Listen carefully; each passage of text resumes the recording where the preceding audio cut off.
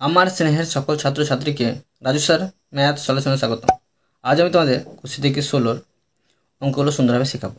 আমি তোমাদের খুব সহজ পদ্ধতিতে এবং সঠিক নিয়মে অঙ্কগুলো শেখাবো। তোমরা পুরো ভিডিওটা ভালোভাবে দেখবে, নয়তো বুঝতে পারবে না এবং বেশি দিন মনে রাখতে পারবে না। চলো শুরু করি। তোমরা অঙ্ক বোঝার সময় অবশ্যই কিন্তু পাশে বই রাখবে, তাতে তোমাদের বুঝতে সুবিধা হবে। আমি শেখাবো তোমাদের 25 থেকে 16 অঙ্ক। 25 থেকে 16 লিখে নিয়েছি। এবার শেখাবো 1 নম্বরের অঙ্ক। প্রথমে 1 নম্বর লিখে নাও। দেখো প্রশ্নে কী করতে বলা হয়েছে। এই অধ্যায়টি হচ্ছে দ্বিস্তম্ভ লেখো। ঠিক আছে, দেখো 1 নম্বর প্রশ্নে কী করতে বলা হয়েছে। আমাদের পাড়ার 55টি পরিবারের সদস্য সংখ্যার একটি স্তম্ভ লেখচিত্র তৈরি করলাম। এখানে একটি লেখচিত্র তৈরি করে দেওয়া হয়েছে। এবার দেখো এখানে বলে দেওয়া হয়েছে উলম্ব স্কেল 1 একক সমান একটি পরিবার, মানে একটি উলম্ব স্কেল সমান হচ্ছে একটি পরিবার। তো 4টি আছে, তো এখন ধরুন 4টি পরিবার আছে। এবার দেখো এই নম্বরে কী বলা হয়েছে, এই স্তম্ভ লেখচিত্র দেখি ও নিচের প্রশ্নের উত্তর খোঁজার চেষ্টা করি। এই নম্বরে বলা হয়েছে 55টি পরিবারের মধ্যে 4 জন সদস্য সংখ্যার পরিবার কতগুলি লিখি। দেখো 4 জন সদস্য সংখ্যা এখানে আছে, এর পরিবার সংখ্যা কতগুলি হবে, 15 জন। তো এ দিয়ে লিখে নেব 15 জন। লিখে নিচ্ছি, দেখো লিখে নেব এর এক দিয়ে 55টি পরিবারের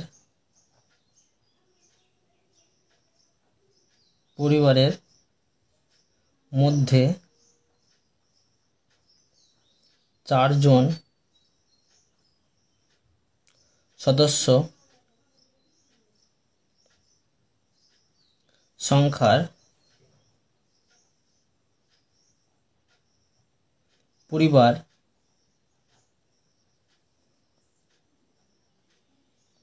15 জন। এবার দেখো বি নম্বর। দেখো প্রশ্নে কী করতে বলা হয়েছে। প্রশ্ন বলা হয়েছে এই 55টি পরিবারের মধ্যে সবচেয়ে বেশি পরিবারের সদস্য সংখ্যা কতজন। সবচেয়ে বেশি দেখো পরিবারের সংখ্যা কোনটা আছে, এটা। এর সদস্য সংখ্যা কতজন আছে, 3 জন। তো লিখে নেব 3 জন। এবং আরও বলা হয়েছে এই রকম পরিবারের সংখ্যা কত লিখি। এই রকম পরিবারের সংখ্যা হবে কত, 20। লিখে নেব, লিখে রাখি। দেখো লিখে নেব এই 55টি পরিবারের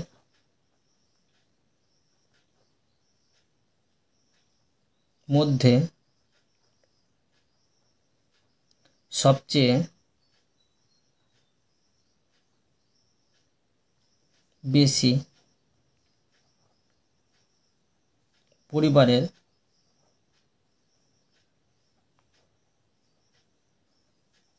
সদস্য সংখ্যা কত ছিল, 3। তো লিখে এখানে 3 জন। এবার লিখব এইরকম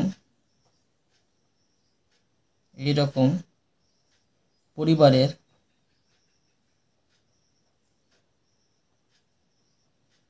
সংখ্যা কত হবে, এটা হবে 20টি। ঠিক আছে, এটা আমি সুন্দরভাবে লিখে দিলাম। এবার দেখো সি নম্বর। দেখো প্রশ্নে কী করতে বলা হয়েছে।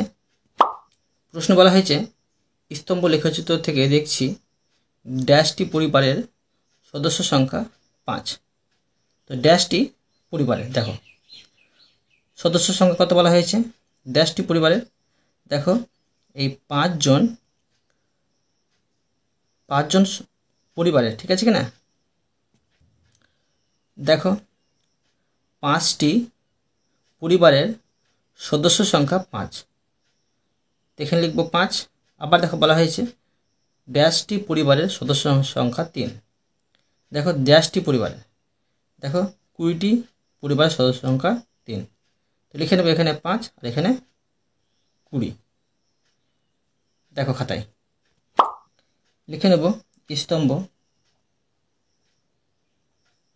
লেখো চিত্র থেকে দেখছি 5টি পরিবারের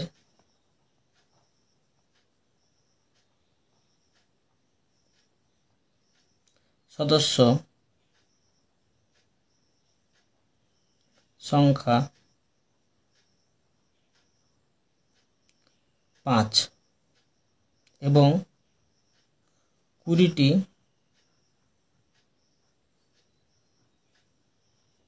পরিবারের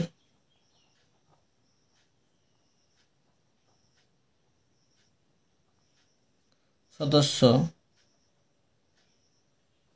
সংখ্যা 3। এটা সুন্দরভাবে শিখে দিলাম। এরপরে দেখো 2 নম্বরের অঙ্ক। 2 নম্বর দিলাম। দেখো প্রশ্নে কি করতে বলা হয়েছে। প্রশ্ন বলা হয়েছে নিচের পর্বতশৃঙ্গের উচ্চতাগুলি দেখি।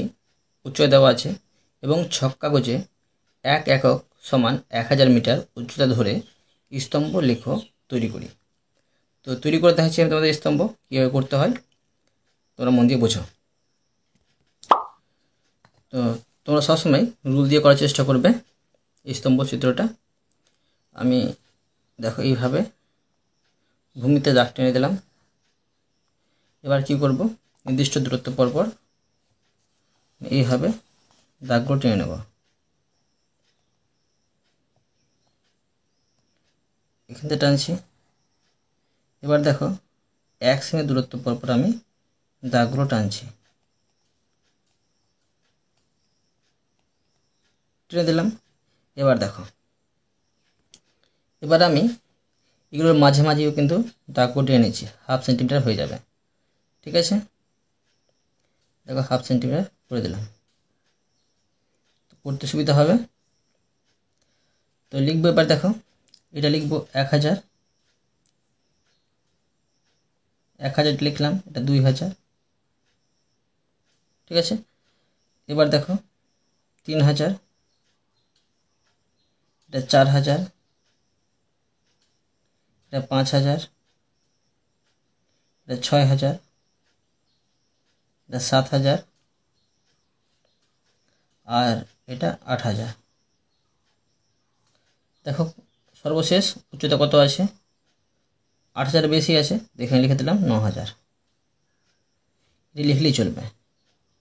এবার দেখো প্রথমে কি আছে, গডউইন অ্যাস্টিন, এর উচ্চতা আছে 8610, মানে 9000 থেকে একটু কম। এখান থেকে আমি করব, বুঝতে পারলে।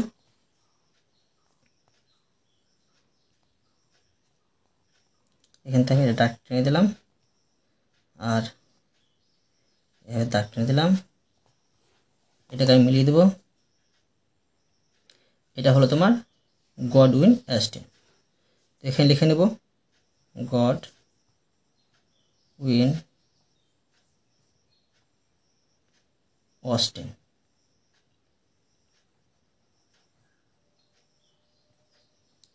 এবার দেখো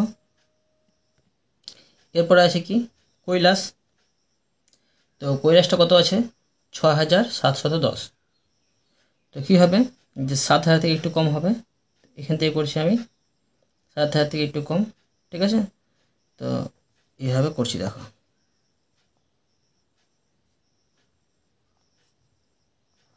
টেনে দিলাম, আবার দেখো এইভাবে টেনে দিলাম আর এইভাবে টেনে দিলাম। এটা হলো তোমার কৈলাস। কৈলাস এটা হলো। এবার দেখো আছে নন্দা দেবী, 7825, মানে 8 হাতে একটু কম। ঠিক আছে কিনা, তো আমি এটা মাপটা নিয়ে নিচ্ছি, এইভাবে করলাম আর এটা আমি মিলিয়ে দিচ্ছি।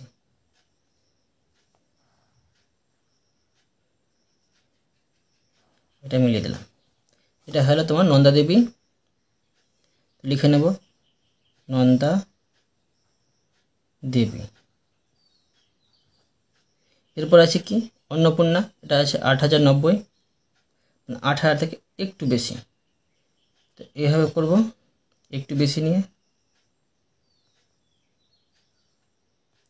এখানে করে নিচ্ছি।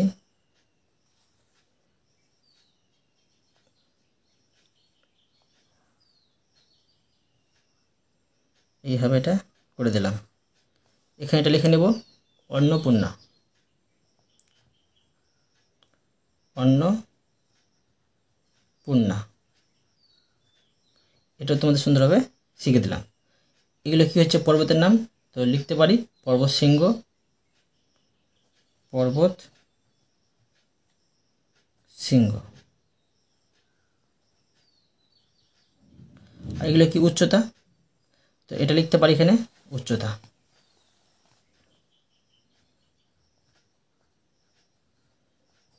ঠিক আছে, এইভাবে তোমরা তীর চিহ্ন এখানে দিয়ে দেবে।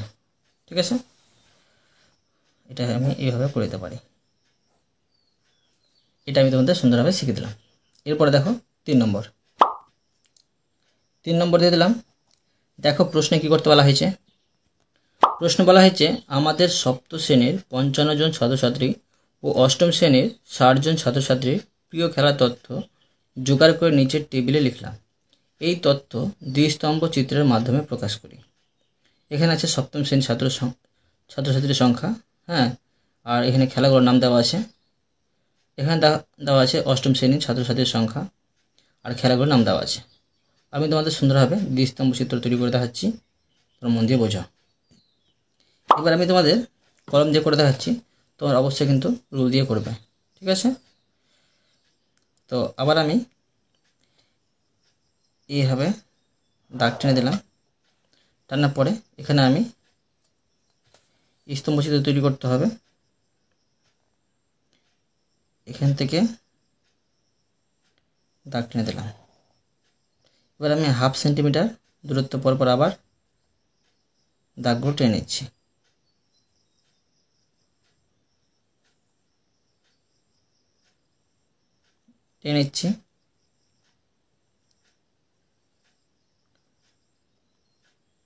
এবার দেখো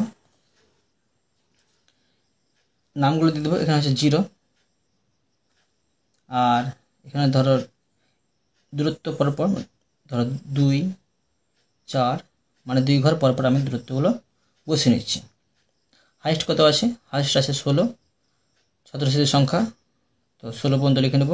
2, 4, তারপরে 6, 8, তারপরে 10, তারপরে 12, তারপরে 14, তারপরে 16, এভাবে লিখে দিলাম। ঠিক আছে, আর এখানে ধরো 18 লিখে দিলাম। এবার করতে পারি, তোমরা 1, 2 করে লিখলেও করতে পারতে। ঠিক আছে, দূরত্বটা বেশি হতো তবুও করা যেত। এবার দেখো আমি স্তম্ভচিত্র তৈরি করে দেখাচ্ছি। প্রথম আছে ক্রিকেট। প্রথমে কী আছে, তোমার সপ্তম শ্রেণীর ছাত্রছাত্রীর সংখ্যা 12, তো 12 ঘর পর্যন্ত আমি দেখো এখানে পর্যন্ত আসছে 12, তো এখানে পর্যন্ত আমি দাগ টেনে দেবো। টেনে দিলাম, ছোটো করে টানবো, এবার টেনে দিলাম, এইভাবে এটা মিলিয়ে দিলাম। এটা তোমরা কী হচ্ছে তোমার সপ্তম শ্রেণীর, তো ধরো এটা আমি ফাঁকা রাখছি, এখানে একটা আমি কাজ করে নিচ্ছি। দেখো এটা ফাঁকা ঘর করলাম, এটা লিখে দিলাম সপ্তম। ঠিক আছে, তো লিখতে পারি এটা সপ্তম শ্রেণীর এটা। আর ধরো একটা আমি ফাঁকা দিচ্ছি, এটাকে আমি এরকম দাগগুলো কেটে দিচ্ছি, মানে চিহ্নিত করার জন্য। এটা লিখে নিচ্ছি অষ্টম।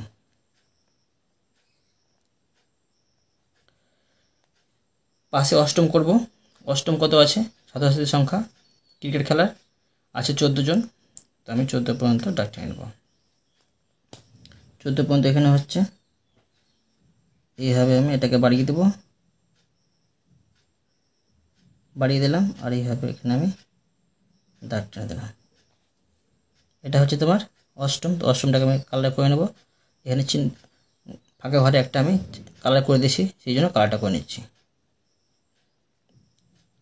মানে বোঝানোর জন্য কোনটা সপ্তম কোনটা অষ্টম। এইভাবে এটাকে আমি কালার করে দিলাম। এটা হচ্ছে ক্রিকেট খেলা, তো এখানে লিখে নেব ক্রিকেট। ঠিক আছে, এরপর আছে ফুটবল, সপ্তম শ্রেণী আছে কি 14 জন। আবার আমি এখান থেকে করতে পারি। এখানে আমি এটা দাগ টেনে নিচ্ছি, আর এইভাবে এটা আমি দাগ মিলিয়ে দেবো। এটা ফাঁকায় রাখবো, এটা সপ্তম সেই জন্য ফাঁকা আছে সেই জন্য। এবার দেখো অষ্টম কত আছে, 16 জন।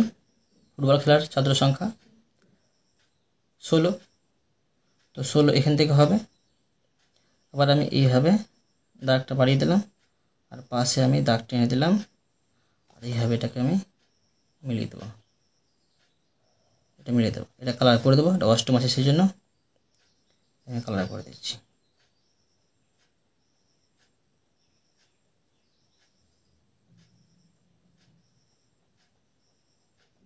এটা আমি কালার করে দিলাম। এটা হচ্ছে তোমার ফুটবল খেলা, তো এখানে লিখে নেব ফুটবল, ফুটবল। এরপরে কি আছে, সাঁতার, তো সাঁতারটা করে নেব। সাঁতার আছে সপ্তম শ্রেণীর, ছাত্র সংখ্যা 8, তো 8 ঘর পর্যন্ত করতে হবে। এইভাবে মাপ নিয়ে নিচ্ছি আমি,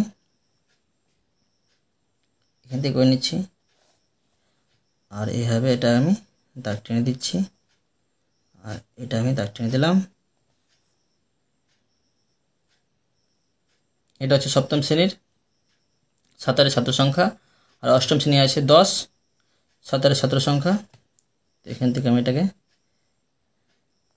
দাগ এইভাবে করে দেবো, আর এটাকে মিলিয়ে দেবো, আর এইভাবে করে দিলাম, এইভাবে এটাকে মিলিয়ে দিলাম। এটা কালার করে নেব, এটা আছে অষ্টম শ্রেণী সেই জন্য কালার করে নিচ্ছি। এটা আমি কালার করে দিলাম। এটা হচ্ছে তোমার সাঁতারের, এখানে লিখে নেব সাঁতার। ঠিক আছে, এরপরে করবো আমি হকি। সপ্তম শ্রেণীর ছাত্র সংখ্যা আছে হকিতে 11 জন, তো 11 পর্যন্ত নিয়ে যাব। তো 10-এর উপর থেকে করলে হবে, 10-এর মাঝামাঝি, 10 আর 12 মাঝামাঝি। এইভাবে আমি এখানে করে দিলাম। এটাকে দাগ টেনে মিলিয়ে দেবো, আর এখানে আমি মিলিয়ে দেবো, এটা মিলিয়ে দিলাম। এটা হচ্ছে তোমার সপ্তম শ্রেণীর 11 জন, আর অষ্টম শ্রেণী আছে তোমার হকিতে 12 জন। তো একটির উপর থেকে করতে হবে, এইভাবে করে দিলাম 12, আবার এইভাবে দাগ টেনে দিলাম, এবার এইভাবে মিলিয়ে দিলাম। এটাকে কালার করে দেবো, এটাকে কালার করে দিচ্ছি।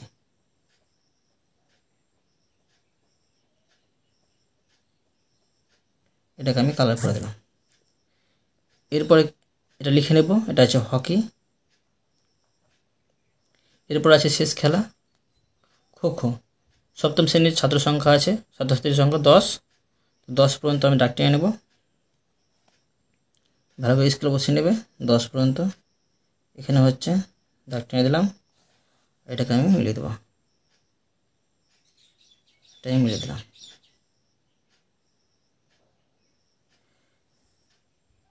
এবার দেখো অষ্টম শ্রেণী আছে 8 জন,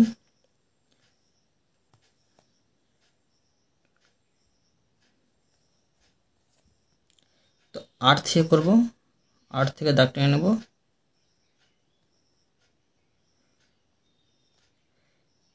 এখানে হচ্ছে, তো এখানে আমি দাগটা টেনে নেব।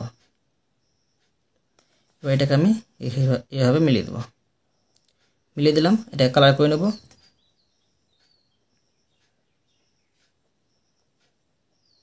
এটা আমি কালার করে দিলাম। এটা লিখে নেব খো খো। বোঝা গেল?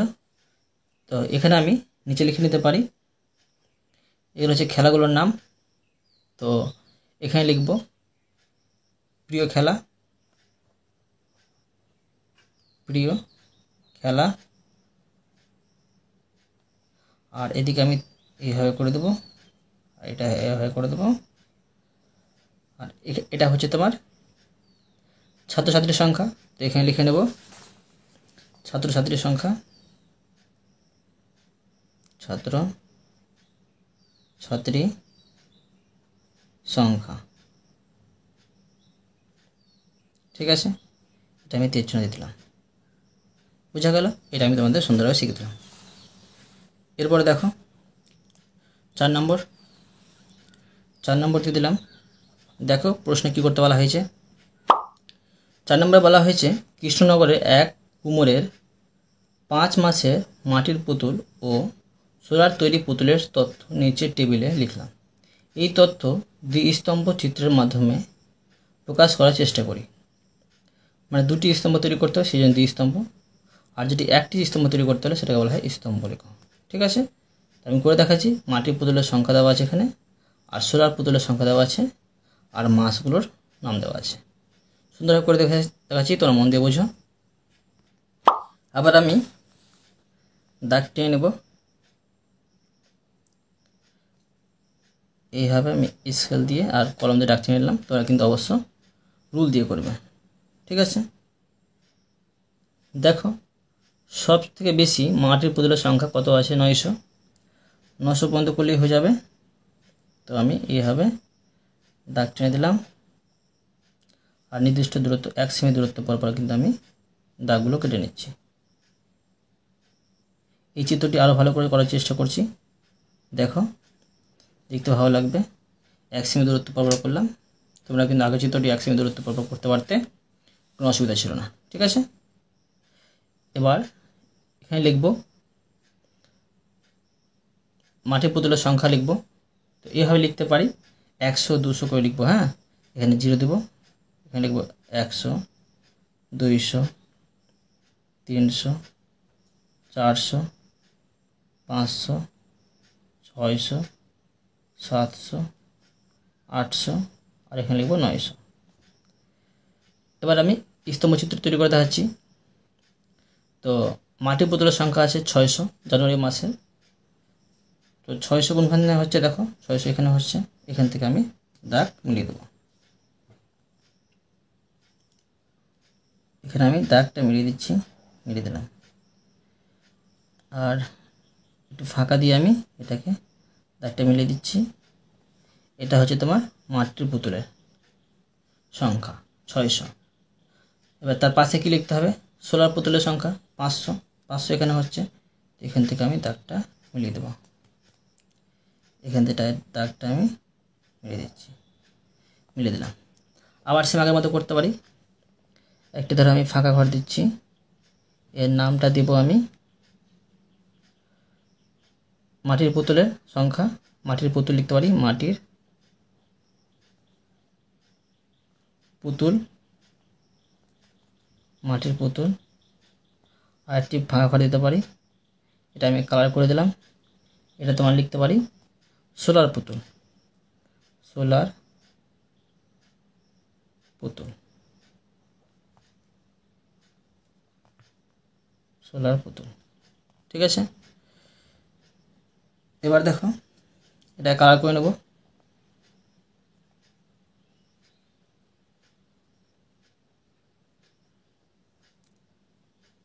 কালার করে নিচ্ছি, সোলার পুতুলের রং কালার করাচ্ছি, সেই জন্য এটা আমি কালার করে দিলাম। আর এখানে লিখে নেব, এটা হচ্ছে জানুয়ারি মাসের হিসাবটা, লিখব জানুয়ারি।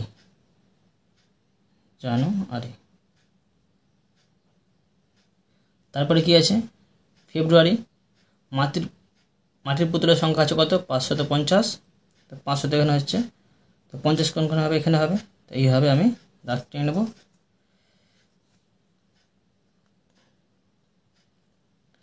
এইভাবে দাগ টেনে দিলাম, এটা মিলিয়ে দেবো।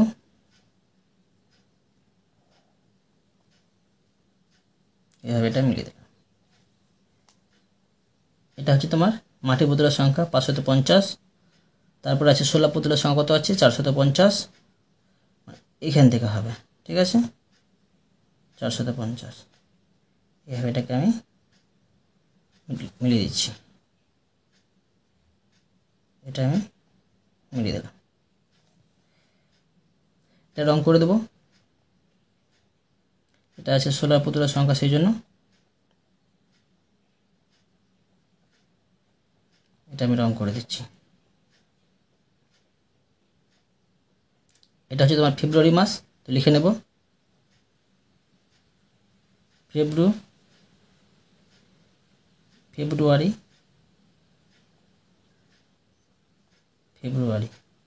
ঠিক আছে। এরপর কি আছে, মার্চ মাস। তো মার্চ মাসটা করে নেব। মার্চ মাসে আছে মাটির পুতুলের সংখ্যা 450।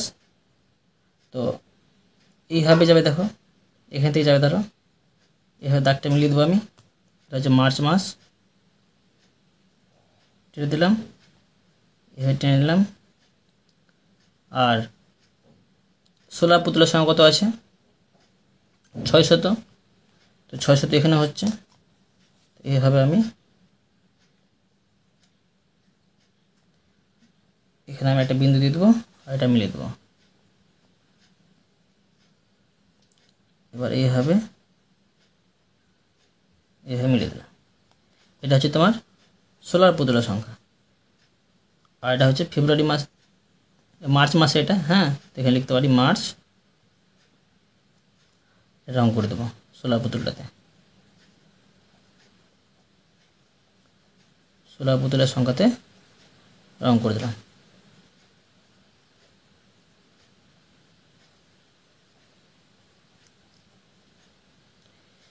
এরপরে আছে কি, এপ্রিল মাস। এপ্রিল মাসে আছে মাটির পুতুলের সংখ্যা 750। তো 750 কোনখানে হবে, দেখো 700 আর 800 মাঝে হবে, এখানে হবে। তো এইভাবে আমি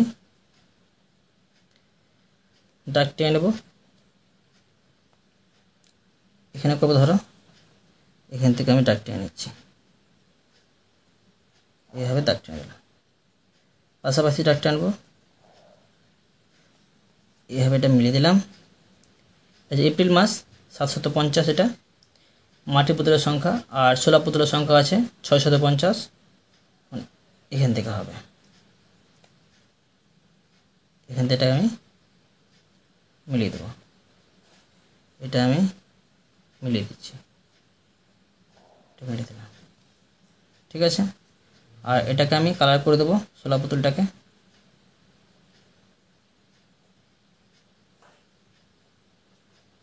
কালার করে দিচ্ছি, এটা আমি কালার করে দিলাম। ঠিক আছে। আর এখানে লিখে নেব এপ্রিল। এরপর কত আছে, মাটির পুতুলের সংখ্যা আছে 900, মানে মে মাসের। তো লিখব 900 পর্যন্ত যেতে হবে, এই উপর পর্যন্ত, এখানে পর্যন্ত যেতে হবে। তো এইভাবে আমি এখানে একটা বিন্দু দিয়ে দিলাম আর এইভাবে দাগ টেনে নেব, এইভাবে দাগ টেনে দিলাম। ঠিক আছে। এটাকে মিলিয়ে দেব, এটাকে মিলিয়ে দিলাম। তারপর আছে কত, 700 আছে 16 পুতুলের সংখ্যা। এখান থেকে আমি মিলিয়ে দেবো, 700 এখানে হচ্ছে। তবে এটিকে নিচে করে দেবে জায়গা না হলে। ঠিক আছে। এইভাবে করে দিলাম। এটা রং করে দেবো। এটা হচ্ছে 16 পুতুলের সংখ্যা।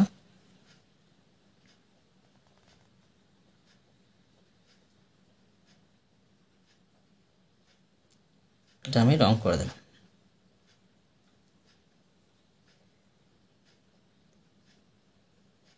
রং করে দিলাম। এটা হচ্ছে তোমার মে মাসের হিসাব, এখানে মে লিখে দেবো। এগুলো কী হচ্ছে, মাসের হিসাব। তো এখানে লিখে নিতে পারি মাস। ঠিক আছে, এটা মাস। আর এদিকটা কী ছিল, পুতুলের সংখ্যা। তো এখানে লিখতে পারি পুতুলের সংখ্যা, পুতুলের সংখ্যা। ঠিক আছে। আর এখানে তীরচিহ্ন দিলাম। তোমরা অবশ্য এই লেখাটিকে ভিতরে করার চেষ্টা করবে। হ্যাঁ, এটা আমি তোমাদের সুন্দরভাবে শিখে দিলাম। এইভাবে অঙ্ক করবে, সহজে কিন্তু হয়ে যাবে, সুন্দর হবে।